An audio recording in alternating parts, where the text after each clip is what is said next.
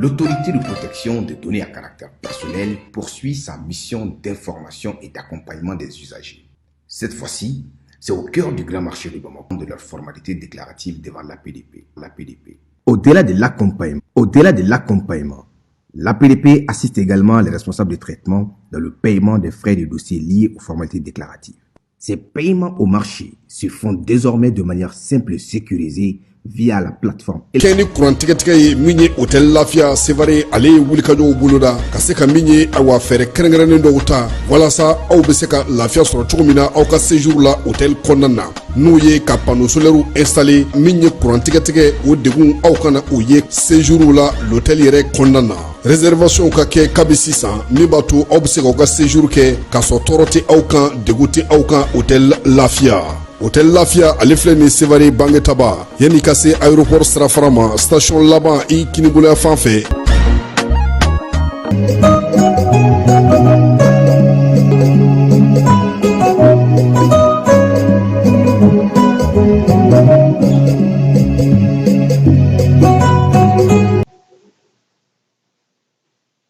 An filɛbaaw ni an lamɛnbaaw k'aw bɛɛ lajɛlen fo k'aw bɛɛ lajɛlen waleɲuman dɔn. Bi ye kari ye février kalo ale tile 8 san 2026 dɔgɔkun kɔnɔ ko an bɛna ale kɛnɛ sigi bi wulada in na Falaye Keyita bi yan ani ne yɛrɛ nka yanni an ka taa yɔrɔ jan Falaye kibaruya duman bɛ farikolo ɲɛnajɛko ta nasira fɛ Estade malien ale ni Tinisikaw ka ndolatitɔ Espérance de Tunisie tun bɛ ka jouer ndolatan banna sisan Estade ye se sɔrɔ olu ka 1-0 o bɛ Estade ka kuru 8 de la Espérance tun bɛ kuru 6 la Paul de Foot la jouer Sima mɔgɔw kama yan a tɛ foyi tiɲɛ anw ye tuguni donc Estade malien mɔgɔw an b'u fo k'u waleɲuman dɔn nin bɛ cɛsiri de ko fɔ Falaye sinon wagati dɔ la n'a ko fɔra ko nin tɔ ninnu bɛna yanfa anw bɛ siran nka bi n'i y'i cɛsiri k'i jija k'i sɛbɛ dɔ a ma ballon de don a kɔrɔlen don bɛɛ ye an bɛ dugawu kɛ sa Estade nin kana kɛ a siɲɛ fɔlɔ n'a siɲɛ laban ye Falaye ye o y'a sɔrɔ Sumala Jakite ye jeli u ka celu Falaye ɲɔgɔn dan minisiri min bɛ yen n'o ye Mamudu Kasoge ale yɛrɛ tun b'o kɛnɛ kan jɔyɔrɔ 100 Mamudu Kasoge a y'a yira sa ka fɔ ko sariya hukumu kɔnɔna na jamanakuntigi ye laɲini minnu kɛ o ye ko bɛɛ lajɛlen ka kɛ jɛlenya ni kɔnɔna na n'o ye amphithéâtre ye a taara ka taa enveloppe fɔlɔ dayɛlɛ ye ɲininkali min kɛra maaw la Falaye ko munna a bɛ fɔ ko baara de bɛ mɔgɔ nafa k'u ka hakili jagabɔ jaabili kɛ o kan o baara kɔni dir'u ma o senfɛ sa ye ɲɛfɔli kɛ maa minnu kan ka taa ni baara in hukumu kɔnɔna na a y'a ɲini u fɛ sa u ka kɛ maaw ye maa minnu n'olu bɛ kɛ maa ladamulenw ye minnu bɛ adamadenya baara olu la fasali baaraw kɛ u ka kɛ maaw ye maa minnu ka kɛnɛ u ni na sabula ni nin bɔra yen a bolimayɔrɔ ni a fisigimayɔrɔ o fana bɛ nalen o kɔfɛ yaasa i ka se ka ta ka kɛ kɛlɛkɛcɛ yɛrɛ fariman ye yaasa kasobo baara ka se ka kalifa i la minisiri Mamudu Kasoge ale ye nin kuma fɔ sifinw ka nafolo baara yɔrɔ kura min b'an fɛ yan nin waati in na ni o ye bɛnba ye ale y'a bolofara dɔ dayɛlɛ Bamakɔ suguba kɔnɔna na dayɛlɛli hukumu kɔnɔna na sa u ye maa caman wele kɛrɛnkɛrɛnnenya la sa u ko min ye nin yɔrɔ kura kɔni sa Sanata Kamite ale kɔni de bɛna kɛ o ko ɲɛnabɔba ye n'o ye agence Sanata Kamite ye yaasa juru wari maraw olu bɛ se ka kɛ suguba mɔgɔw fɛ cogo min na Famara Berete ale tun b'o ko kɛnɛ kan.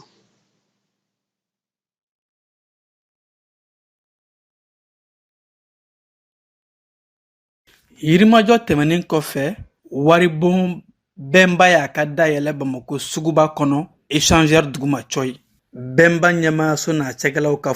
fɔ la ko laɲini ye ka se ka gɛrɛ jagokɛla suguya bɛɛ lajɛlen ani diɲɛ magobatigiw la. Yaasa baaraɲɔgɔn bɛ bonya cogo min na u ni ɲɔgɔn cɛ, u ka laɲiniba ye mun ye u ka se ka lawaleya i n'a fɔ u yɛrɛ b'a f'u ka hakilinaw la cogo min k'i dɛmɛ k'i yiriwa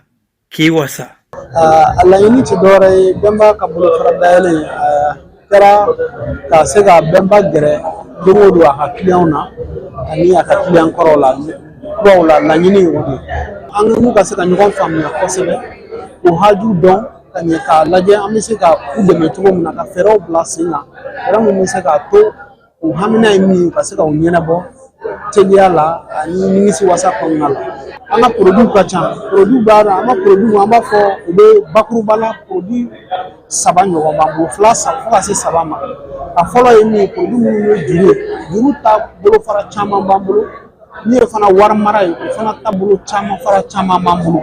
ani i bɛ se ka k'i to i sigiyɔrɔ la bɔlɔlɔ siraw kan i ka haju ɲɛnabɔ i ka wari tali ni a bilali n'a cili olu fana ɲɛnabɔ o fana produit b'an bolo ni produit caman wɛrɛw bɛ yen minnu b'o bɛɛ kɔfɛ n'an ye an b'a fɔ o ma les produits innovants ani produits digitaux minnu b'a to client bɛ se ka nimisi wasa sɔrɔ k'a sɔrɔ a ma segin a ma degun sɔrɔ a ma bɔ a nɔ la. Waribon Bɛnba ɲɛmaayaso ka kɔrɔfɔw la u y'a yɛrɛ k'a fɔ ko danfara mun bɛ olu ni tɔw cɛ o de ye k'u dayɛlɛlen don bɛɛ lajɛlen ye sɔrɔ yiriwa cɛkɛda bɛɛ lajɛlen maa ma bɔ maa la wa ko bangi bɛɛ lajɛlen ye maliyɛnw de ta ye a bilala sen kan maliyɛnw de fɛ wa maliyɛnw kama ko 100% maliyɛn. Bon, différence b'an tɔw cɛ o y'a ye i mana kɛ baara o baara la i n'a bɛ se ka baara kɛ ɲɔgɔn fɛ. Notre force, notre flexibilité. Parce qu'on va adapter client à la réalité. Client en fonction du besoin, on va adapter là pour que à la cala c'est il y a ça va se passer. Il m'a dit barbe le ni n'en fait à la cala fait ça va se passer parce que y a une spécialité au lieu. On vient bien comment. Bon, quand on nous le comment parce que dans non seulement mais du don tu vas voir mara fana kɛ. C'est banque qui wari de donc ça le wari mara en fait non en même temps fana ça va du là. Wa juru ko fana am sa conseil o duma am so accompagner pour que ça tarange to na te juru tale ka nɔgɔ na sa da gɛlɛ donc pour que ça juru sare faut que fana ça gɛlɛ ka décoro pour que ya baraka ça ka yiwa to na donc am bien juru do wa conseil fana di parce que Bemba c'est 100% malien dama wala tan ni dama ko wan sa ta wala tuguni donc on est là pour c'est 100% malien donc on sera dans parce que l'heure Bemba Warimarabon Bemba ka suguba cɛkɛda dayɛlɛlen kɛnɛ kan maaba caman ye ɲɔgɔn sɔrɔ ye mairie maaw warimarabon ka jɔkulu suguba ɲɛmaaw agence in tɔgɔ dara maa mun na Sanata Kamite ale ka denbaya ani u kanubagaw n'u cɛkɛɲɔgɔn caman nin bɛɛ lajɛlen bɔra yaasa ka taa waribon cɛkɛda in kolobon karili kɛ nisɔndiya ni taare. An bɛ to Bamakɔ kɔnɔna na fara ye ɲagatew ɲarew olu ka dugutigi kabilatigi ale sigili baaraw kɛra kunungo baara in kɛra ɲarelakaw yɛrɛ u ka duba ale dala Bamakɔ min ye ministre min bɛ bato ni diinɛ ko kunna an ka jamana kɔnɔ ani an ka laadakɔrɔ matarafali a ko tun bɛ ale bolo nka ko in yɛrɛ kɛnɛ sigiba ɲɛnama yɛrɛ sa o ye Titi Ɲare ale min kɛra bi jamanatigi ye Bamakɔ kɔnɔna na Bamakɔ dugulenw min ye kabilatigiw ye min ye an ka baarakɛlaw ye ka taa se maabaw ma u bɛɛ lajɛlen ɲɔgɔn sɔrɔ kɛnɛ in kan yaasa ka se ka taa nin don in ka taa k'a seere ye ɲarelakaw k'olu ka kɛnɛ k'a ɲaga u bolo n'o y'a sɔrɔ laadala baara minnu bɛ kɛ olu bɛɛ lajɛlen sera ka timɛ o kɔfɛ sa ɲarelakaw yɛrɛ kɔni ye a yira sa k'a fɔ fɛɛrɛ ni dabali min bɛ bi wulikajɔ min bɛ sen na yaasa ka se ka jamana yɛrɛ bɔ degun kɔnɔna na o baaraw fana bɛ u bolo u y'a yira sa k'a fɔ jamana kɔni min bɛ sira min kan cɛsiri ni timinandiya ka kɛ bɛɛ lajɛlen bɛ se cogo min na k'i bolo don jamana kɔrɔ yaasa an ka se ka bɔ nin degun in ale kɔrɔna na fala ye n'an bɔra yen an bɛ taa min ye Sajola ale commune kɔnɔna na Sajolakaw fɛ kɛrɛnkɛrɛnnenya la min ye commune bɛ n'o ye Jalafara ye ale maire o ye Seydou Sako ye Seydou Sako ale de kɔni ko Sako min ye a ka dugu kɔnɔna na sa a ka commune kɔnɔna na degun fɔlɔ min bɛ yen o ye jiko degun ye dugu minnu bɛ o kɔnɔna na sa ale kɔni y'a lajɛ forage k'o senni de daminɛ kɛrɛnkɛrɛnnenya la dugu ninnu bɛɛ lajɛlen na o hukumu kɔnɔna na sa min ye Seru Sakɔ ye a yɛrɛ ye ŋaniya sɔrɔ ka wuli ka jɔ kɛ nin waati in na dugu minnu bɛ yen n'o ye jiminikaw fɛ yen ye forage min bɛna sen ye mɛtiri 78 o janya bɛna kɛ o de ye maa minnu bɛ yen sa n'olu kan ka dɛmɛ kɛ nin baara in na mairie yɛrɛ kɔnɔna na olu bɛɛ lajɛlen bilalen don jɛkulu min bɛ yen n'o fana kan ka se ka forage senni baara kɛ u bɛ a kan a y'a yira sa k'a fɔ min ye forage belebeleba 4 duguba 4 dugu minnu bɛ yen bi n'olu ma deli ka ji a ye u ɲɛna n'o yɛrɛ minɛna ji ye yaasa u bɛ se ka ji sɔrɔ cogo min na ji sanuma ka bɛn ni sunkalo ye o ye Sakɔ kɛ ale ka miirina ye ja minnu filɛ nin ye a dɔw yɔrɔ la kulu b'a a la kosɛbɛ a baaraw ma nɔgɔn o de la sa kabini a kɔni daminɛna minɛn fɛn fɛn bɛ sa 100 sirada la 50 olu selen no siraw kan bi na ka se dugu ninnu bɛɛ lajɛlen kɔnɔna na jiminikaw yɛrɛ u m'u ka nisɔndiya dugu fiyewu u y'a yira sa k'a fɔ ko maire ale kɔni ye wuli ka jɔ kɛ sabula k'a b'a sigi waati a ye layidu mun ta u fɛ k'a fɔ k'u bɛ jɛ ka baara ninnu kɛ ɲɔgɔn fɛ a b'o sira kan min ye Sakɔkɛ yɛrɛ ye san kɔnɔna na a bɛ tɛmɛ a ka dugu bɛɛ lajɛlen la siɲɛ 2 fo ka se siɲɛ 3 ma ani dugudenw bɛ sigi u bɛ kuma hakilina mun b'u fɛ miirina mun b'u la ani baara mun bɛ se ka kɛ u fɛ yen kɛrɛnkɛrɛnnenya la dugu bɛɛ lajɛlen da bɛnna min ka jiminikaw fɛ yen fala ye o ye jiko ye sabula bi ji kɔni ale ye siniɲɛsigi ye dɛ ni ji tɛ yen foyi tɛ yen sabula an bɛ fɛn o fɛn na hali mɔgɔ kana i ka so mɔgɔ kana bɔ i ye mɔgɔ ka se ka mɛn i fɛ sigi la an bɛ se ka kurantigɛ kun fala nka an tɛ se ka jintanya kun dɛ o de la maire ko ale kɔni ka duguladenw ko mana min fɔ ale bɛ ɲɛsin o de ma n'a musaka bɛ yen ka ban dugudenw ka lafiya bɛ sɔrɔ fɛn o fɛn ale bɛ na o de kɛ o la sa nin dugu 4 ninnu kɔni baaraw bɛ ka kɛ bi an bɛ ka jimini ta yira o la min ye dugu tɔw ta ye an na se ka olu yira la Sakɔkɛ yɛrɛ ko fala ye ko nin fɛn fɛn filɛ nin n'a bɛɛ lajɛlen banna pewu a bɛ kɛ i ko robinet de han olu ta tɛ kɛ pɔnpe kɔlɔn ye dɛ olu b'u ta mɔnɔ bɔ ka taa don mɔgɔw ka yɔrɔbaw la mɔgɔ bɛ se ka ji ta cogo min komi robinet bɛ kɛ cogo min na système de distribution ka se ka dugudenw k'olu lafiya sabula nin dugu ninnu filɛ nin fala ye a bɛ depuis Ala ka u da u ma deli ka mun ye u ka fɛn bɛɛ ye kɔlɔnna ji de ye bi ni ye nin ji sanuma min sɔrɔtɔ filɛ nin ye a dugu caman mɔgɔw bɔra ka yira ka fɔ sa ko Sakɔkɛ ko k'a dɛmɛ a ka baara la an yɛrɛ b'a fɔ sabula wulikajɔ ni cɛsiri a y'a daminɛ ni dugu yɛrɛ mairie ye fala ye n'i donna bi Jalafara mairie kɔnɔ a bɛ k'i na k'i bɛ Bamakɔ wa min ye Jalafarakaw ye u ka baarakɛyɔrɔ n'u ka fɛn o fɛn bɛ yen nin waati in na min ye Seru Sakɔ ye a ye cɛsiri ni baara kɛ a bɛɛ lajɛlen na n'an bɔra ye fala ye an bɛ taa Balan Kɔmana i bɛ yen yɔrɔ dɔn o bɛ Narena fɛ an yɛrɛ ni maninkaw de bɛ ɲɔgɔn na bi sa o ye Saliya Keyita ale de nana ni minɛnw ye minɛn minnu b'a to sa kɛrɛnkɛrɛnnenya la denmisɛnw bɛ se ka u yɛrɛ ta cogo min na ka baara kɛ u yɛrɛ ye a kun fɔlɔ a y'o kɛ gilasi bɔ ye gilasi bɔ min bi ni o bɛ ka nafa ɲɛ waati min na an kun bɛ kulo la ko gilasi tɛ ka sɔrɔ kuran tɛ fala ye o y'a sɔrɔ Balan Kɔmanakaw Narena marabolo kɔnɔna na olu ni Laginɛ de fana ka surun min ye an baarakɛɲɔgɔn minnu bɛ yen olu taara ka taa Saliya ɲininka an ka jɛ ka o jaw filɛ. aw ni yantuma badenw an bɛ ayi bɛɛ fo Manden ani Mandelamini an bɛ bɛɛ fo ayi sigiyɔrɔ ani ayi dingira o don hali fɔlɔ an bɛ Balan Kɔmana bi ni Ala sɔnna ma an bɛ an ka cɛba dɔ fɛ yen nɔ ale ye diɲɛ fan caman yala ka tila kana segin faso ma k'a yira ko hadamaden kan k'i faso de baara o don ale b'o bolo le ma yan o na fɛn caman boloda an tɛna o kɛ dɔ fɔli n'an donna sa i bɛna ye k'ala ka ye furasi caman de sen an b'a ka furasi dɔ da la ji bɛ dilan Balan Kɔmana yan nɔ gilasi bɛ Balan Kɔmana yan nɔ gilasi bɔ mansin caman bɛ yan Laginɛ ani Mali bɛ se gilasi san a fɛ Balan Kɔmana yan waati bɛɛ lajɛlen na o don ni Ala sɔnna an bɛna ɲininka tɔgɔ n'a jamu na ani fɛn min y'a bila baara nin na o don kɔfɛ a bɛna ayiwa welemakala se ma fana aventure ma ni Ala sɔnna a bɛn'o fana fɔ n balimakɛ ni yantuma basi kɔni t'i la basi foyi tɛ e tɔgɔ ni jamu ne tɔgɔ ye Saliya Keyita ka bɔ Balan Kɔmana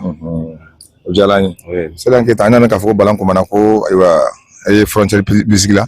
Mali ni Laginɛ bɛɛ bɛna gilasi san e bolo yala e ko ni hakilina ta cogo di wala ne ni hakilina ta cogo min na parce que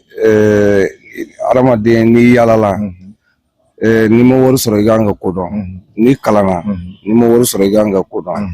parce que wari ɲini yɛrɛ problème ye min ye adamadenw tɛ ɲa min kɔ fɛn n'i y'o k'i ka wari ɲini a ka ca tuma dɔ i bɛ sɔrɔ sɔrɔ inchallah a diyara n ye sɛgɛ an y'a mɛn k'a fɔ ko masaren kuma a bɛ k'a ni jeli yari yala jeli dɔ i fana bolo yan wa n'aw b'aw diyara ye kojugu sinon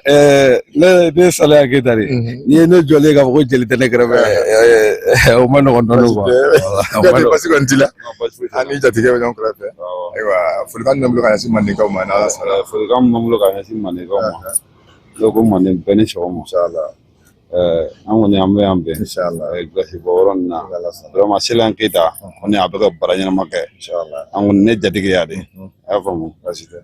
bɛ ka baara caman kɛ folikan min bɛ n bolo ɲɛsin mandenkaw ma o de ye nin ko manden bɛɛ ni sɔgɔma Kuyate ayiwa an bɛ don Saliya ka usine kɔnɔ sisan k'a yira manden na inshallah a bɛ kɛ frigo ninnu na yɛrɛ a y'o gilasi bɔ a b'o mɔ hali fɔlɔ n badenw an b'a bɛɛ fo an y'a fɔ ayi an bɛ Saliya Keyita ka usine de la sisan ayiwa fɛn min ye Balan Komana ye ale kɔni ka baara bɛnnen bɛ ji de ma ka ji glacé ayiwa o minɛn caman b'a bolo yan tuma dɔ hali boisson fana bɛ se ka bila yan kɔni ayiwa Saliya ma don Saliya ni étagère ka ca sa dɛ donc boisson de bɛ bila nin kɔnɔ boisson glacée Ala sɔnna ma an b'a bɛɛ fo Saliya machine dɔ bɛ yan ni frigo de ye wa a dayɛlɛ n'i ko k'i bɛ baara kɛ sa glacé den joli bɛ don nin kɔnɔ voilà nin bɛ gilasi den 300 ni dɔɔnin ta ale kelen dɔrɔn mais mun na bi glacé t'a kɔnɔ voilà n'i y'a ye gilasi t'a kɔnɔ bi komi an bɛ nɛnɛbɔ la dɔɔnin quoi bon gilasi a man teli ten kosɛbɛ quoi o de kama gilasi t'a kɔnɔ sunkalo kɔni bɛ ka na sunkalo b'a kan an b'o labɛn yɛrɛ k'a la an b'i fo ayiwa nin fana ye glacé mara yɔrɔ dɔ ye voilà donc ni glacé b'a sɔgɔmada nin na ayiwa basi tɛ Saliya bɛ glacé kelen feere joli yan nɔ parce que an ye kuma dɔ mɛn a ko la voilà bon gilasi kɔni an bɛ gilasi feere yan 50 minnu b'a ta ka taa feere an b'a d'u ma 40 pour que olu fana bɛ se k'u ka essence sɔrɔ a la donc k'a daminɛ Laginɛ sa ka na mɔgɔw bɛ glacé fɛ ka dɔ sɔrɔ bɛɛ bɛ se ka na a ta i bolo yan bɛɛ bɛ se ka bɛɛ bɛ se ka dɔ sɔrɔ a la maninka bɛɛ ɲamina bɛɛ b'a dɔn gilasi ko kɛra cogo min na yan hali n'a gɛlɛyara bɔ a tɛ gɛlɛya la yan n'Ala sɔnna gilasi 3,000 bɛ se ka bɔ yan merci an y'a faamu kunun an y'a lajɛ o de fɔra an ye ayiwa n'Ala sɔnna ayiwa Saliya dɔ yɛrɛ glacé bɛ yan dɛ ok ayiwa an bɛ manden bɛɛ fo an bɛ Balan Komana ko Bamakɔ kɔni ni Ala sɔnna ma ko a t'a bɔ an ye ka taa yɔrɔ wɛrɛ la bilen hali Laginɛ bɛɛ bɛ se ka na Balan Komana ka na glacé sa Balan Komana yan ayiwa an bɛ Balan Komana ka bɛɛ fo minnu bɛ yan ani minnu bɛ diɲɛ fan wɛrɛ fɛ an bɛ Amadu Sidibe fo ale bɛ Bamakɔ Kaba k'ala foli Mafin ayiwa Namagan Ture bɛɛ bɛ Kucala olu bɛɛ Mafin Balan Komanakaw ye Balan Komana kanu b'u la kosɛbɛ ayiwa nin kɔni sa ni Ala sɔnna ma ko manden bɛɛ ka na Balan Komana ko glacé bɛ yan Saliya mɔgɔ min mana mago jɔ glacé yɛrɛ caman b'a la i n'a fɔ ni fɛn kɔɲɔ ni fɛn b'a bolo a bɛ se ka taa don tigi ma a yɔrɔ la basi foyi t'o la n'i ye commande kɛ dɔrɔn n'i ye commande kɛ gilasi b'i sɔrɔ i ye weleli kɛ yɔrɔ min na gilasi b'i sɔrɔ donc i bɛ se ka weleli kɛ ne mako bɛ gilasi la wa i tɛ numéro fɔ tubabukan na ne ka numéro 76 69 27 08 basi tɛ walasa an ka mɔgɔw ka faamuya k'a ka numéro ma finna 76 64 29 27 Dɔkɔrɔ ani segi dɔkɔrɔ wele zoro de mana kan dɔn an y'a fɔ ko dɔkɔrɔ voilà i b'a dɔn profiter i da sera cɛba min tɔgɔ ma sisan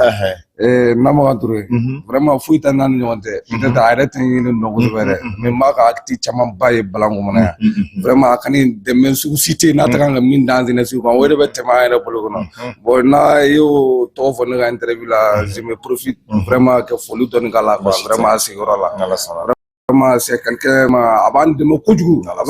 bɛ Balan Komana jeunesse dɛmɛ kojugu hali bi a ka hakili to an na n'Ala sɔnna k'an bɛ ɲɔgɔn bolo voilà merci. Ayiwa Fala nin tun ye Saliya ka interview kun fɔlɔ ye kun filanan o bɛ tali kɛ glasi yɛrɛ dilancogo balo minnu b'a bolo n'o ye kaba ye ɲɔ tiga olu fana bɛ ka maaw bolo don olu baara fana na cogo min na n'Ala sɔnna ma waati wɛrɛ an na o fana yira maaw la sabula Bamakɔ tɛ Mali dɔrɔn ye Mali fan caman fɛ min ye sifinnakaw ye olu wulilen k'u jɔ n'an bɔra yen an bɛ taa Keɲeba ale cercle kɔnɔna na Fala ye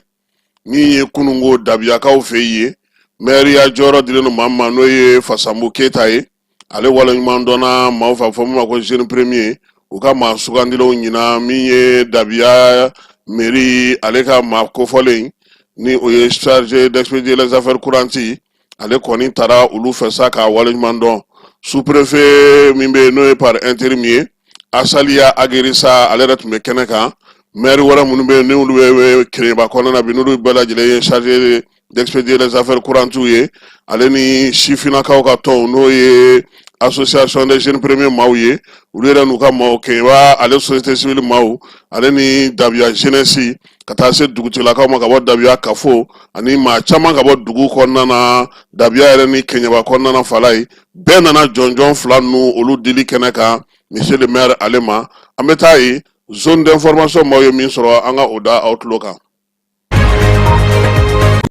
olu ye jɔnjɔndi kɛ Dabiya commune maire nɔrɔbila ma Fasabu Keyita ma ka kɛ ni a ka wulikajɔ a n'a ka cɛsiri caman ye Dabiya commune yiriwalila depuis nara Dabiya commune maire ɲɛmaya la ni nin ko in bɛɛ lajɛlen ɲɛmɔgɔya tun bɛ Keɲeba sous-préfet par intérim bolo Asaliya Agirisa n'a kɛra sababu ye kɛmɛbɔ caman fara ɲɔgɔn kan kɛrɛnkɛrɛnnenya Keɲeba cercle mairelakaw walima u ka nɔrɔbilaw olu tun bɛ kɛnɛ kan ka taa se société civile président ale fana tun bɛ kɛnɛ kan ka taa bila service da ɲɛmɔgɔw la Dabiya commune sifinnakaw dugutigikunakaw fo ka taa bila musolakaw la olu bɛɛ lajɛlen tun bɛ nin kɛnɛ in kan ni nin jɔnjɔnden kɛra nin samedidonya la février kalo tile 7 san 2026 Dabiya dugu kɔnɔna na walasa ka faamuyali sɔrɔ nin koya in bɛɛ lajɛlen na an ka jɛ an ka association des jeunes premiers du Mali ale président kare lamɛn. La Sanadiara, président de l'association des jeunes premiers du Mali. Waliɲumandɔn maire Fasabu ye k'a fɔ a ka baara ɲuman kɛ la ka waliɲumandɔn ala ale gardé Dabiya mairie la comme chargé bon ala sɔnna ma a sera ka baara kɛ o baara walela médaille de la bi bon médaille mun don kalo 3 kɔnɔ a sera ka mairie ci k'a jɔ kalo 4 kɔnɔ a sera k'i kunda Dabiya sira kan an nana k'a fɔ ka waliɲumandɔn maliyɛnw ka kɛ ɲɔgɔn fɛ dɔrɔn maliyɛnw ka kɛ falaw ka kɛ ba la maliyɛnw ka kɛ falaw ka kɛ ba la. Ni jɔnjɔn ninnu diri kɛra maa min ma n'o ye Fasabu Keyita ye n'ale ye Dabiya commune maire nɔrɔbila ye a y'a ka nisɔndiya yɛrɛ kosɛbɛ nin kɛnɛ in kan. Bon nisɔndiya mun bɛ na kɛnɛ in kan yan vraiment nisɔndiyalen don kosɛbɛ n'a fɔra k'a fɔ an fana ye jɔnjɔn sɔrɔ donc an ne chargé ne yɛrɛ bilala mairiw nɔ la a tɛ tɛmɛ 6 mois donc ni jɔnjɔn in ka taa k'a di ne ma vraiment nisɔndiyalen don contannen don population a kɛra ne ni n ka population bɛɛ de ye Dabiya commune bɛɛ nin kɔrɔ halisa an ka cɛsiri jeunesse ka cɛsiri n b'o fɔ waati bɛɛ n ka président le général d'armée Assimi Goïta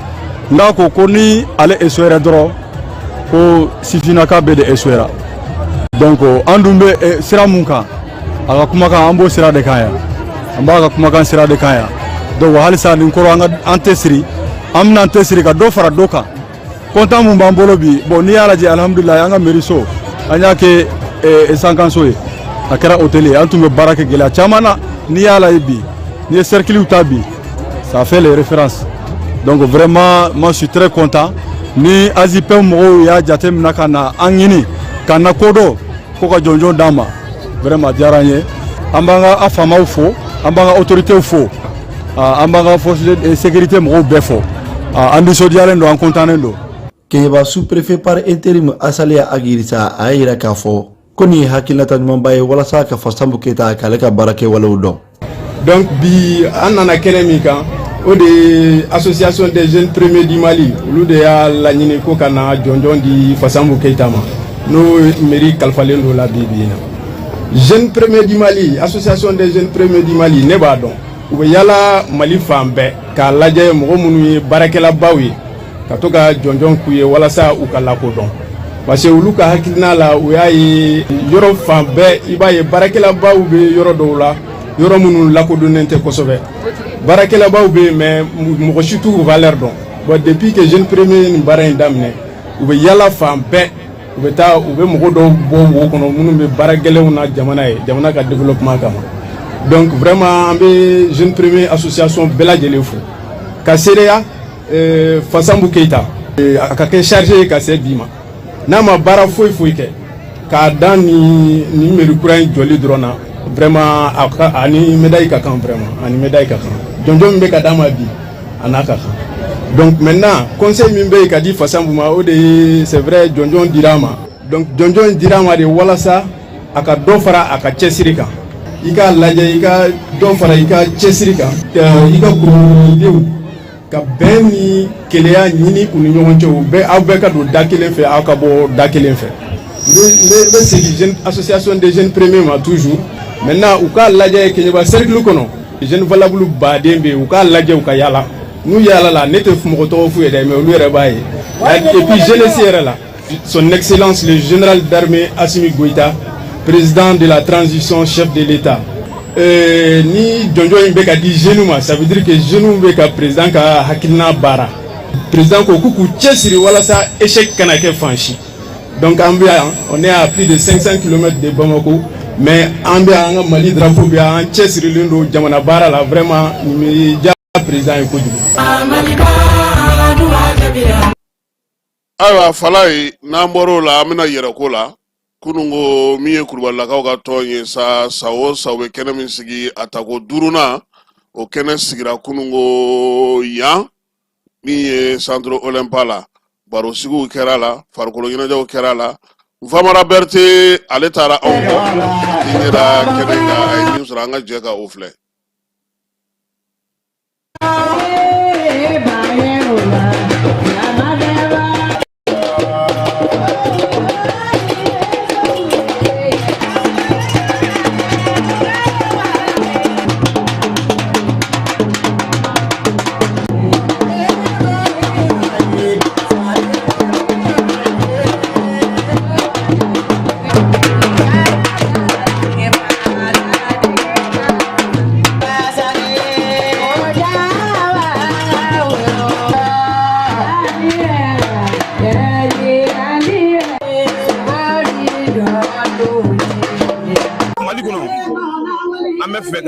Bela jilenga fara ɲɔgɔn kan an ka jɛka Mali dɛmɛ parce que n'i y'a mɛn Mali n'aw Kulubalilakaw senkɔrɔ Mali la a ka dɔgɔn dɔɔni parce que n'i y'o fɔ min na a sababu kɛ Maliyɛn bɛɛ lajɛlen bɛ kulonkɛ k'an fɛ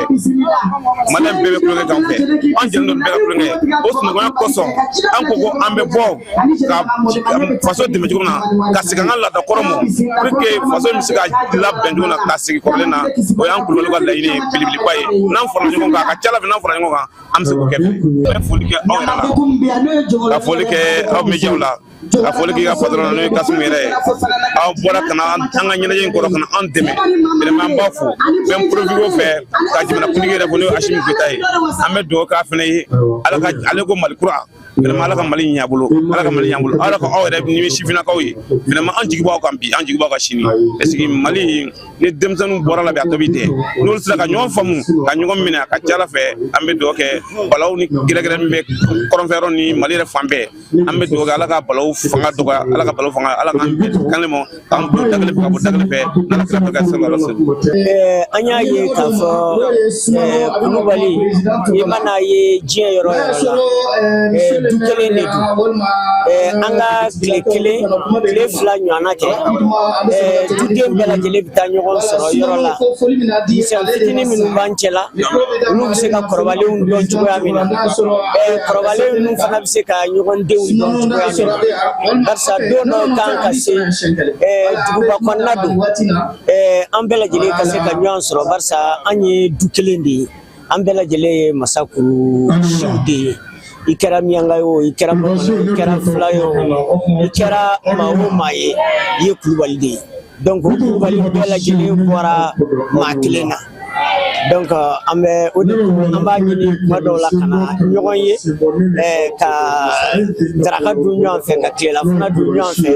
ka ɲɛnajɛ ɲɔgɔn fɛ ka fɛn caman kɛ ɲɔgɔn fɛ. Nisɔndiya kɔni ni ko nisɔndiya to ma ko a ka nisɔndiya to ma k'a ka a ɲɛfiyɛ a ma nɔgɔ a ma anw kɔntanenba de don parce que an ka Kulubali kulonkɛ nin y'a san 4 ye an b'a kɛ Kulubalilaka bɛ fan o fan wele bilalen don bɛɛ de ma bɛɛ ka na an ka jɛ k'a kɛ ɲɔgɔn fɛ wolomani kelen tɛ bɛlɛ ta. Fɛn kelen bɛ yen f'an k'o de dɔn Maliyɛn bɛɛ bɛ ɲɔgɔn sɔrɔ o fɛn kelen de la Ala y'o kɛ bunadamaden bɛɛ ye n'o ye jamu ye maa ni wari tɛna maa ni sanu tɛna maa ni dugu tɛna maa ni mobili tɛna mais i ni jamu de bɛ na donc foyi man bon ka jamu bɔ c'est vrai anw ye Kulubaliw ye mais an y'a dɔn k'a fɔ n'i y'a mɛn Kulubali Jara de bɛ yen n'i y'a mɛn Kulubali Tangara de bɛ yen n'i y'a mɛn Kulubali Keyita de bɛ yen n'i y'a mɛn Kulubali Samakɛ de bɛ yen Kulubalilakaw tɛ se k'u yɛrɛ kɛ foyi ye fo jamu jamu ta nga anw y'a ɲini ka wele da maliyɛn bɛɛ ma an ka segin kɔ an k'an bɔ yɔrɔ lajɛ k'an ka yɔrɔ lajɛ o tɛ sɔrɔ foyi fɔ jamu.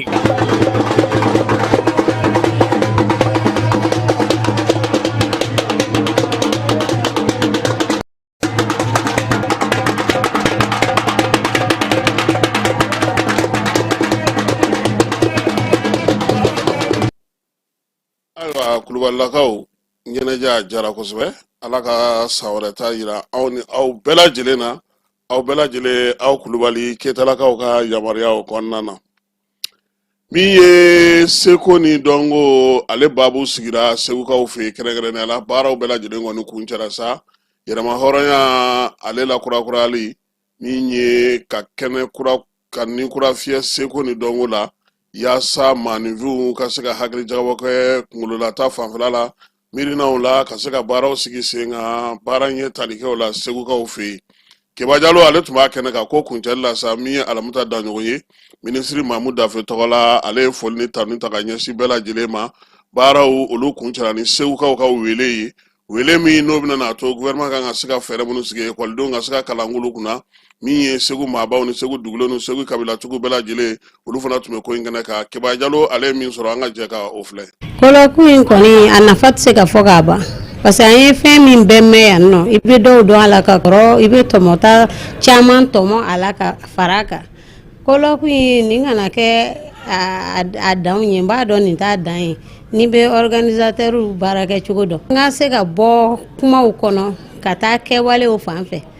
ɲɔgɔn jalaki an k'olu bila parce que an tan ba t'an bolo i b'a fɔ ko si ni si tan de b'an bolo waasa ka ko ɲumanw boloda. Lajɛ in kɔni hakili jagabɔ de don hakili jagabɔ min de don o de ye an ka yɛrɛya ye an ko souveraineté donc an ka k'an yɛrɛ ye an ka yɛrɛma hɔrɔnya sira fɛ donc kuma fanba bol'o de kan hakilinaw falen-falenna pour que denmisɛnnin minnu fana tun bɛ collecte la u ka se ka faamuyali k'o la bon mais yɛrɛya in kelen dɔrɔn tɛ yɛrɛya in kun dɔ de b'a la an bɛ fɛ ka kɛ mun ye parce que an bɛ cogo dɔ la bi bon peut-être que an tun bɛ cogo dɔ la kunun an bɛ cogo dɔ la bi mais sini an bɛ kɛ mun ye donc u ko de ma renaissance an ka yɛrɛma kuraya in an bɛ fɛ ka an bɔ hakili jagabɔ k'o fana la an ka ɲɔgɔn faamuya o la. Paneli n'i y'a jateminɛ u ko an danbe an ka seko n'an ka dɔnko o ni yɛrɛ ta u b'a fɔ ma ko souveraineté tɛ dɔwɛrɛ ye ka s'i yɛrɛ kɔrɔ ka s'i balo kɔrɔ ka se i yɛrɛ ladɔnni kɔrɔ i ka jamana a bɛ bɔ yan ka dan yan a bɛ bɔ yan ka dan yan i b'o lakana cogo min na i ka so kɔrɔ fɛn o fɛn bɛ ka min se ka to i b'i yɛrɛ ta a bɛ fɔ o de ma ko souveraineté a culturel bɛ yen a économique bɛ yen a finance etc. Ni e ma se k'i yɛrɛ ta a mɔgɔ b'i ta kɛ mɔgɔ min ma se k'a yɛrɛ ta i bɛ taa dɔw nɔfɛ dɔ b'i ta dɛ ala k'an kisi o ma. Ni ɲɔgɔnye in an kan ka ɲɔgɔn caman kɛ bon hali n'an b'a ɲɔgɔn wɛrɛw kɛ an ka yelen mɔgɔw ye minnu bɛ denmisɛnnin kunda a kana dan Segu dɔrɔn ma ne hakili la n'an y'a kɛ ka jɛnsɛn yɔrɔ caman na denmisɛnninw ka ca yɔrɔ min a nafa bɛ bonya kosɛbɛ n y'o fɔ ka da mun kan yɛrɛya a bɛɛ tun b'o de kan mɔgɔ tɛ se ka kɛ foyi ye i yɛrɛ kɔ i tɛ se ka kɛ i yɛrɛ fana ye n'i m'i yɛrɛ dɔn seko ni dɔnko a nafa ye mun ye yɛrɛya kɔnɔna la ni ɲɔgɔnya in tun b'o de kan faamuyali min kɛra kɔnɔna la o kɔrɔ de ka fɔ mɔgɔ i ka se a b'i ka dɔnniya hakɛ de fɔ dɔnniya in fana i ka dɔnniya hakɛ a bɛ dɔn i ka yɛrɛ dɔn hakɛ de kɔnɔ donc ni kuma taara o sira fɛ a kana dan kuma dɔrɔn ma an ka waleya. Bakuruba la nin kumalasigi min kɛra tile fila in kɔnɔ an y'a lajɛ an malidenw ani an teriw ni jɛɲɔgɔn ni balima minnu bɛ bɔ Afiriki gun jamana wɛrɛw la n'o fana hami ye an bɛɛ ka kɛ kelen ye ka se ka yiriwa tɔnɔbɔ ani fɛn min an ka hɛrɛ siraw lasɔrɔli ye a kana dan kuma ma tuguni an ka wuli k'a baara daminɛ nka n'an b'a daminɛ an kana ɲina an denw n'an mɔden minnu b'an senfɛ bi k'olu hakili minɛ k'u dusu minɛ k'u bolo don baara la sabu a selen don hakɛ dɔ la sisan kɛlɛ juguyalen bɛ an nɔfɛ walimɔgɔw natalen don an na baarakɛminɛn minnu bɛ yen bi n'a bɛ kɛ telefɔni ye n'a bɛ kɛ ko internet fɛn min ye kunnafoni cariw ye diɲɛ kow bɛ ka don an kan k'a sɔrɔ a ma fɛsɛfɛsɛ diɲɛ sɔnw ni diɲɛ miirina dɔw bɛ na ka an denmisɛnw kunkolo ɲagami k'u bila fili dɔw kɔnɔ k'a sɔrɔ so labɛn ma kɛ k'o filiw faranfasiya ka d'u ma walasa u ka se k'u yɛrɛ bɔ an da sera o n'a ɲɔgɔnnaw de ma. An nisɔndiyara kosɛbɛ bari an bɔra colloque mun na n'a bɛ fɔ ma colloque de Segu tile 2 kɔnɔna la dɔnnibaaw ɲininikɛlaw école karamɔgɔw Segu maabaw ani Mali yɛrɛ ɲɛmɔgɔbaw bɛɛ nana ministère de la culture ministre yɛrɛ ka représentant kun bi yan ekɔlidenw bɔra fan bɛɛ fɛ ka na donc maa mun ye tile 2 baro in maa minnu y'a kɛ an nɔfɛ a ka ca maa 300 bɛ taa maa 400 na o kɛra Segu centre culturel kɔrɛ la ani en ligne bɔlɔlɔsiraw fana fɛ donc ka u bɛɛ lajɛlen fo tile 2 in kɔnɔna la hakilina caman de sɔrɔla kɔnɔ mun bɛ se ka Mali dɛmɛ seko ni dɔnko bɛ yiriwa cogo min na mun bɛ se ka Mali dɛmɛ fana an ka yɛlɛma hɔrɔnya n'a bɛ fɔ o ma souveraineté a yirala k'a fɔ ale bɛ se ka a jɔnjɔn a jujɔn a bɛ sɛmɛ mun yɛrɛ la o de y'an ka seko an'an ka dɔnko ye donc kuma in bɛ tali ko de kan o kɔnɔna la sa gafe bɛna dilan a bɛ fɔ gafe min ma appel de Segu o bɛna di an ka jamana ɲɛmɔgɔw ma gafe in kɔnɔ hakilina kumaba minnu sɔrɔla o bɛ k'o kɔnɔ ka d'u ma walasa a bɛ se k'u dɛmɛ cogo min na Mali taɲɛ kɔnɔ. Segukaw k'aw fo k'aw waleɲuman dɔn baara ko a ɲɛna fala ye min ye kwajugo kuma ye ka na Mali kɔnɔ a kuma cayara kosɛbɛ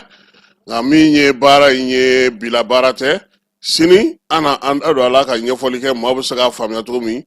ba Senegal kɔnɔ bɔli OMVS fɛ o baara don yaasa ka se ka kurun ka boli a kan ka na se fo anw ka jamana kɔnɔna na wolomasiri tabaw dɔgɔkun in kɔnɔna na u ye wulikajɔ kɛ foyi t'a Mali ni Moritani dancɛla Bamaɲɔle ni wale kɛbaw dugukɔrɔw fɛn fɛn kun bɛ yen min ye mobili 2 kun dogolen don tu dɔ jukɔrɔla la u ye fana walon ka t'o filenkolon ci k'o da kolon ci wulikajɔ ni cɛsiri wolomasiri tabaw ka ɲɛmaa ko k'u bɛ dugudenw hakili latigɛ ko baara olu bɛna na to sen na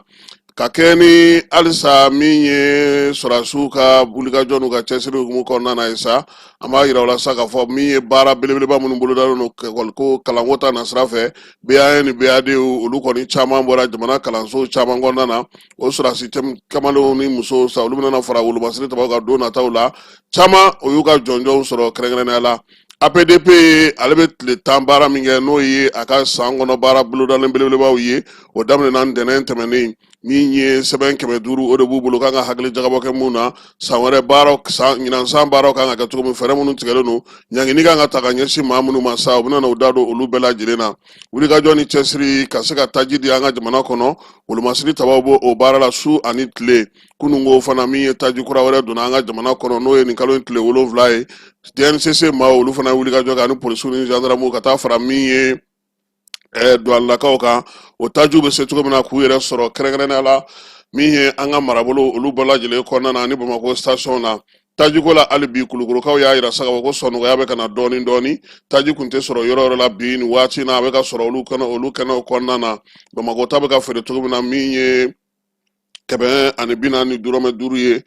ni o ye gasoil sɔngɔ ye o bɛ ka sɔrɔ o kelen fana na Kulukorokaw fɛ min ye 150 sa o kɔni o ye essence ye o bɛ ka kɛ Kucalakaw fana fɛ taji ko a bɛ ka ye butelinin kɔnɔ feereli la dugudenw y'a yira sa k'a fɔ ko hali n'o y'a sɔrɔ o sɔngɔ ka gɛlɛn nin waati in na o de kɔni ka fisa kosɛbɛ kalo 4 ka kɔn bi ɲɛ Kucala kɔnɔna na taji yɛrɛ kun tɛ ye ɲɛna kuma tɛ ko butelitigiw ka se k'a feere Bankasi sifin wulilen don k'u jɔ taji ko ale bɛ se ka don bɛrɛ la cogo min u ka préfet ale ni olu ye wulikajɔ kɛ ka ɲɛsin maaw ma maa minnu bɛ ka taji feere n tɛ san sɔngɔw kana se ka d'a kan u y'o baro sugu kɛ février kalo ale tile 4 ka ɲɛfɔli kɛ bɛɛ ye n'an y'o dugu n'o bɛ Masina marabolo la Kolongokaw fɛ yen bin taara kɛ maaw kan ye maa 7 o de fatura min ye maa caman olu joginna o waleya in senfɛ o kɔfɛ fana min ye Bamajuwalew ye kɛbaw ye o yɔrɔ kelen fana na sa u y'a yira sa ko kalanso kɔni ka datugu ekɔli karamɔgɔw ye ɲinini k'u fɛ sa k'olu ka kalansow bɛɛ lajɛlen datugu wolomasiri tabaw kɔni bɛ wulikajɔ la a yɔrɔ la yaasa basigi ni lafiya bɛna cogo min na o waati kelen kɔnɔna na luluninkaw fɛ yen jɛkulu marifatigi lakodɔnnibali dɔw olu kun wulila k'u b'u kunda dugunicinin dɔ kan min ye armée ale ta tugu olu la k'olu ka baaraw bɛɛ lajɛlen lajɔ yaasa ka se ka dugudenw olu lakana Kura rouge gwa kɛmɛ ani 70 ale bɛ ka dɛmɛ ta ka d'o ma luluninkaw fɛ yen maa minnu kɛlen don k'u sigiyɔrɔ bila bi sefa wari ale 1000 o taara ka di u ma dɔgɔkun tɛmɛnen u bɛ se k'u yɛrɛ boloma dɛmɛ n'o ye cogo min na nin waati in na kokajɛ barikadenw bɛ senna kayikaw fɛ yen n'o o ɲɛmaya baara bɛɛ lajɛlen ŋaniya sigilen don polisi ale directeur régional yɛrɛ ɲɛmaa fɛ n'o ye Tapa Uri Dɛma Jalo ye k'u bolo dara maa ka sa maa min si bɛ san 71 ani kelen na dɔgɔkun in kɔnɔna na n'o o yɛrɛ ye maa min don sa ale kɔnɔna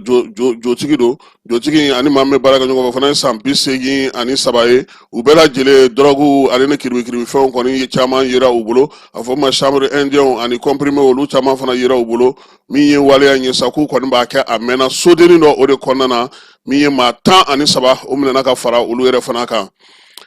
yaasa ka se ka dɔ bɔ baarakɛbaliya la minisiri min bɛ baara ni baaradege kunna ale ka hakili jagabɔ baaraw kɛ ka baro sigiw kɛ kɛrɛnkɛrɛnnenya la jamana kɔnɔna na maa bɛ se ka baara sɔrɔ cogo min o waati kelen na sa maa minnu bɛ yen n'olu bɛ juru dilan kɛ bankasikaw fɛ olu kɔni y'a jira sa ko juru kɔni tɛ ka sa nin waati in na pɔnpe kɔlɔn o bɛ ka sanga sɔrɔ cogo min o kɛlen ka baara gɛlɛya olu bolo kosɛbɛ kolon dilannaw ni kolon dilannaw fana y'a jira sa k'a fɔ k'olu fana ka baara gɛlɛyalen don bi kɛrɛnkɛrɛnnenya la bankas marabolo kɔnɔna na sabula mun y'o gɛlɛya u tɛ se ka taa kungo kɔnɔna na tuguni basigibaliya o y'o fura ye o y'o nɔ ye yaasa ka se ka taa yiriw kɔni tigɛ sa ka n'o kɛ kolon ye nin waati in donna maa caman mago b'u la sabula denmisɛnw ka kɔɲɔw selen don kolon ni kolonkala ale bɛ don furu min na o kɔnɔna na o y'a to sa olu kɔni y'a ɲini sa fɛɛrɛ ka sigi sen na yaasa baara ninnu basigi bɛ se ka na cogo min na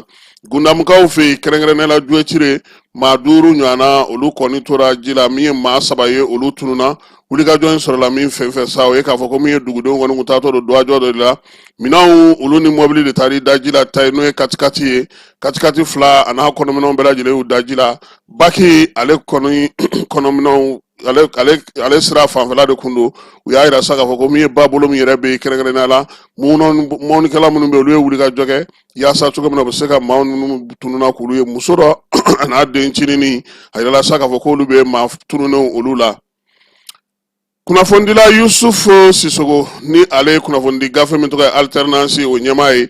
kiiri tigilamaw n'o ye cybercriminalité olu y'ale minɛ k'ale bila kaso la sabula ko a ye waleya ta ka ɲɛsin jamanakuntigi dɔ ma n'o ye an dafɛ jamanakuntigi dɔ ye jamana yɛrɛ fana ye dangari o la wa k'a ye kibaruya fana di kibaruya minnu n'olu bɛnnen tɛ sababa ma waleya in sa ko a ka kiiri kɔni bɛna kɛ mars kalo tile 9 sɛbɛn in ale bɔra ASEP n'o ye gafetigiw olu ka tɔn ye u y'a jira sa ko Yusufu kɔni kun ye laseli kɛ février kalo tile 2 gafe n'o ye alternance ye ale kɔnɔna na ntɛnɛnjan ale tɛmɛnen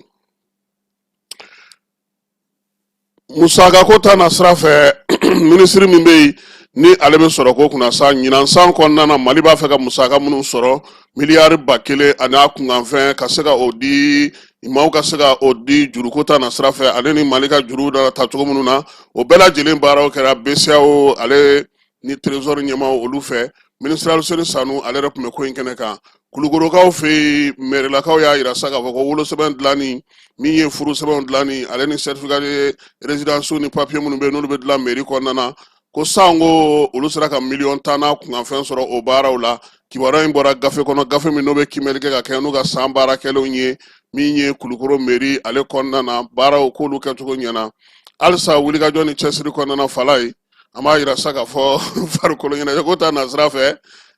fédération kafu ni FIFA ye bataki ci ka na ko secrétaire général k'ale ka tɛmɛ ni baaraw ye FIFA ka wari min na an fɛ yan ani kafu ka wari min na k'a ko a bɛ se k'o magaw la wa a ka fɛɛrɛ fana sigi sen ka baaraw bɛna kɛ cogo min na Mali kɔnɔna farikolo ɲɛnajɛ la a k'o sɛbɛn dilan k'o ci u ma kalata a k'o fana labɛn yaasa cɛbɔw bɛ se cogo min na k'u kan fɔ kalata ko a k'o kɛ yaasa min ye fédération bureau kura ye o bɛ se ka sigi cogo min na bureau kɔrɔw ka to sen na sɛbɛn minnu kun dilanna novembre kalo tile 15 san 2025 k'olu sɛbɛn ko baara na kɛ n'olu ye hali n'o y'a sɔrɔ o ti maa dɔw olu fɛla ye bingali dɔ o kɛra kɛrɛnkɛrɛnnenya la Kayi sira la Kayi ale ni Diboli ni ɲɔgɔn cɛ fala ye min ye Kayi gouverneur ye ale wulila ka taa nɔgɔya da kɛ chauffeur ye maa minnu fatura o kɛnɛ ka chauffeur kɔni diminen don nin waati na kosɛbɛ u y'a jira sa k'a fɔ k'u ka foro ko fo k'u ka janaja kɛ laɲini ye min ye sa u ni jamana ɲɛmaaw bɛ se ka ɲɔgɔn faamu cogo min na baara ale ka se ka kɛ o la sa général de brigade Musa Sumare maa minnu kɔni joginna n'olu taara ka na dɔgɔtɔrɔso kɔnɔna na u taar'u ɲɛda olu ka bonyamasegi kɛ u ye gouvernement ale ni jamana tɔgɔ la k'u fo k'u waleɲuman dɔn armée n'o ye AES armée ale dangari Bamaci wale kɛba belebeleba dɔ la Menakakaw fɛ yen min ye Daesh ye ale ka maa mafale ka taa o sɔrɔ f'a dagayɔrɔ la a n'a nɔfɛmaw k'olu ka n'u filekolon ci k'o dakolon ci Kidal gouverneur ye halisa ale bɛ munumunu salo la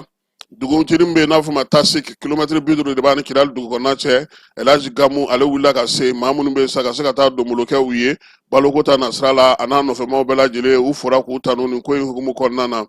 wolomasiri tabaw ni douanelakaw ka bolo di ɲɔgɔnma hukumu kɔnɔna na min ye douane directeur kura ye Fala ye inspecteur général de douane Cheikh Amala Diallo ale ye semo a kɔnɔkɔrɔ sa ka taa baro kɛlɛtigi ka baarakɛyɔrɔ la n'o ye état major kɔnɔna na février kalo in tile 4 hakili jagabɔw ka se ka kɛ baaraw bɛ se ka kɛ cogo min na ɲɔgɔn fɛ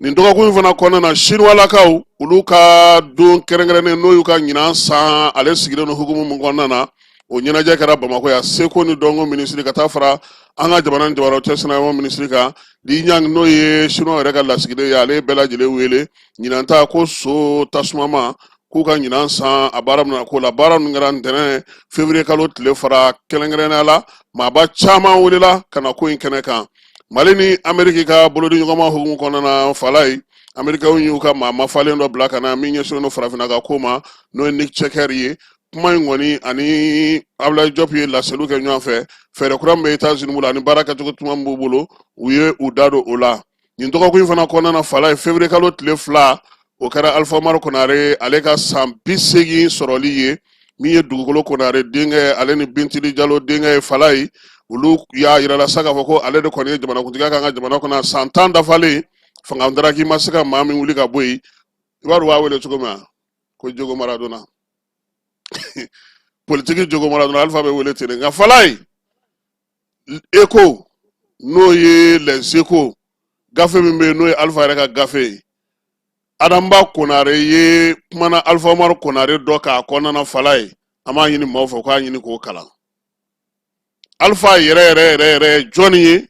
min tɛ politique Alpha ye min tɛ président Alpha ye min tɛ jamana mɔgɔw bɛ min Alpha min dɔn Adamba ye ko fɔ Fala ye tiɲɛ yɛrɛ la Adamba ye sɛbɛnni kɛ n'Ala sɔnna ma n'u ye yamaruya di komi gafe min u y'a dilan kɛrɛnkɛrɛnnenya la n'u ye yamaruya di kan ka don a la k'a ɲɛfɔ an n'a ta tiɲɛ yɛrɛ la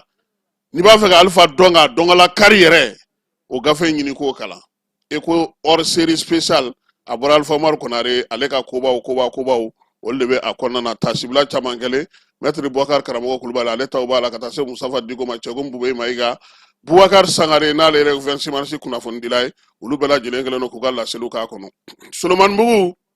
ale polisiso y'i bolo da bingalikɛla 7 kan maa minnu sa n'olu kɔni tun bɛ ka jɛsa ka mɔgɔw ka bololafɛnw minɛ u la kɛrɛnkɛrɛnnenya la sa u bɛɛ lajɛlen minɛlen kɔfɛ sa commissaire ale kɔni y'a yira sa ko ka u bila ka taga min ye kiiri tigilamaw olu ka bolo kan wolomasiri tabaw ka gun ka ɲɛfɔli kɛra sɔrɔsiw ye minnu bɛ daga sabanan kɔnɔna na dɔrɔgu ale ni kiribikiribifɛnw bɛ se ka kisi o ma cogo min na denmisɛnnin jɛkulu min bɛ sa n'o tɔgɔ ye ko basigitɔ maaw olu de y'o jɛrɛ sigi sen kan ka ɲɛfɔli kɛ wolomasiri tabaw ye conseil économique social environnemental ale ka baabu dayɛlɛla ɲinan san kɔnɔna ntɛnɛn tɛmɛnen baaraw olu bɛ tali kɛ seko ni dɔnko ani kalanko baaraw ale sigilen n'o kan sa ka ɲɛfɔli kɛ maaw ye olu jɔyɔrɔ bɛ se ka kɛ mun ye jamana ka siniɲɛsigi la Mali kura sigili la baaraw bɛ sen na tile 15 u kan ka o de kɛ baara in na dɔgɔtɔrɔso minnu bɛ yen ni jamanakuntigiw ko k'u yɛlɛma k'u kɛ dɔgɔtɔrɔsobaw ye Fala ye an ka Bamako sigidaw kɔnɔna na min ye ministre Asaba Jalo ye colonel major ale ni ministre Alhamdu Agi Ilian olu taar'u ɲɛda o baaraw kan k'a lajɛ baara bɛ ka taa sira minnu fɛ ani hakilinaba minnu bɛ yen jamanakuntigi samɛ hukumu kɔnɔna na sa calatigɛ jɛkulu minnu ma an fɛ yan ale ni faso ka baarakɛda jɛkulu belebelebaw n'olu ye institution ye a y'olu ka samɛ o baara kɛ nin kalo in tile 4 Kuluba faama sigiyɔrɔ la gouvernement fana o fana ka samɛ kɛra o de senfɛ sa jamanakuntigi y'a yira sa k'a fɔ ko ɲinan san ko bɛna bila hukumu kɔnɔna na seko ni dɔnko ale ni kalan gouvernement maaw ka ɲin'u fɛ sa ka wuli ka jɔ kɛ ka dɔ fara cɛsiri kan hukumu kelen fana kɔnɔna na min ye jamanakuntigi ye wolomasiri tabaw fana ka samɛ Fala ye o fana kɛra Kuluba faama sigiyɔrɔ la se wulikajɔ baara ni minɛn minnu sera ka sɔrɔ ani cɛsiri min bɛ sen na ko ka dɔ fara o kan yaasa maaw n'u bolominɛw bɛ se ka lakana cogo min basigi ni lafiya bɛ na cogo min na jamana seginna ka taa dugu minnu kɔnɔ dɔ ka fara a se a n'a ka wulikajɔ kan kankuraw jɔli général division Umaru Baru Jara a y'a da don nin bɛɛ lajɛlen na Asimi y'a yir'u fɛ sa ka dɔ fara cɛsiri kan dugudenw ka hamirina baw u k'olu ta k'olu lawaleya maaw bɛ se ka lafiya cogo min na halisa kuluba faama sigiyɔrɔ la Falaye jɔnjɔn o dira maa 33 ma jamanakuntigi yɛrɛ fɛ a la belebeleba o ye grand commandeur de l'ordre national ye o dira min ye procureur min bɛ cour suprême kɔnɔna na n'o ye Mamudu Timbo ye ministre 3 olu fana ye jɔnjɔn in sɔrɔ ka taa se surasilakaw ni finitigilakaw ma an terikɛ n'o ye Tumutu gouverneur ye Bakun Kante ale fana ye jɔnjɔn in dɔ sɔrɔ baara ninnu bɛɛ lajɛlen a kɛra kulubakaw olu fɛ min ye général de division général de brigade Amadou Sagafuru Gueye n'ale chancelier ale de ye a baaraw bɛɛ lajɛlen kɛ ani jamanakuntigi ka jɔnjɔn don bɛɛ lajɛlen kan na fo ka taa ko bɛɛ lajɛlen fori ka taa ban pewu armée de l'air ka san 50 ɲɛnajɛ o fana kɛra nin dɔgɔkun in na san 50 sɔrɔlen sa u y'a yira sa k'a fɔ baara mun b'u bolo bi o ye u kalikan ye min ye kuma bɛɛ ka taa sanfɛ kuma bɛɛ ka fanga sɔrɔ hukumu kɔnɔna na sa min ye don in ye ale denfa kɛra karamɔgɔ ɲaare ye sɔrɔsi kɔrɔ don colonel ale bɛ sɛgɛn nafiɲɛbɔ la o la sa min ye Bamakɔ dubaw ye olu bɛɛ lajɛlen jɛra ka taa kɛnɛ kan k'u bolo fara ɲɔgɔn kan sefa wari $1,000,000 k'o di armée de l'air maaw ma maa minnu bɛ yen n'olu joginnen don k'o kɛ ka olu dɛmɛ u ka furakɛli ko ta nasira fɛ armée de l'air yɛrɛ baaraba minnu kɛ fɛɛrɛba minnu sigilen don sen kan u y'u da don o bɛɛ lajɛlen na aw ka Kulukoro sira Falaye k'a baaraw daminɛna nin dɔgɔkun in kɔnɔna na nka ko zeyi k'u bɛna na so ci kɛ dɛ Covec Mali ani EGK ko baara in bɛ olu de bolo min ye Bamakɔ gouverneur ye sa farikolo ɲɛnajɛ ta nasira fɛ ale ka jɔnjɔn o dasira nɛgɛsobolilaw fɛ min ye nɛgɛsobolilaw minnu bɔra Sikaso sa mɔgɔ 73 olu kɔni nana ka na jɔnjɔn in gasi jɛkulu min bɛ yen n'a fɔ ma ko club de ɲɛna olu de kɔni ye kupu in ta ka taa n'a ye taekwondo ko ta nasira fɛ Falaye Aminata Maku Traoré n'an b'a wele ko Madame Si ale de kɔni taara sa ka kɛ min ye taekwondo fédération o ɲɛmaa ye san 4 baara o kalifalen don a la an bɛ dugawu kɛ Ala k'a ɲɛ a bolo nin ye dɔgɔkun na kunnafoni belebelebaw ye an sera ka min da o tulo kan ka bɛɛ lajɛlen fo ka bɛɛ lajɛlen waleɲuman dɔn n'Ala sɔnna ma sini sɔgɔma nɛgɛ kanɲɛ 9 an na ɲɔgɔn sɔrɔ yan i Keyita a k'an bɛɛ ni Ala sɔnna ma sini Ala ka fajiri k'an bɛɛ lajɛlen garisigɛ ye lajɛlen ma aw minnu b'a fɛ ka voyager k'a sɔrɔ a ma degun sɔrɔ a ka voyage kɔnɔna na compagnie de transport Somatra u y'a kanu ka na ni kari kura caman ye kari minnu dilanna norme kɔnɔna na aw ka lafiya kama a suspension wo a climatisation a siège wo n'i ye kari jɔlen ye foyi tɛ jigin kɔnɔ i bɛ se ka don a kɔnɔna na cogo min na Somatra e ka kari Somatra ne ka kari Somatra anw ka kari o hukumu kɔnɔna na kari ninnu bɛ sira ta don ko don Bamakɔ Segu San Moti Kucala ka taa se Sikaso ma Keɲeba Kita u ma ɲina Yoro di Sahel maaw kɔ ka taa se Kolokani Jijeni fo ka taa se Bɛnba ma Somatra fiɲɛ foroko Somatra ka wuli hɛrɛ la ka se hɛrɛ la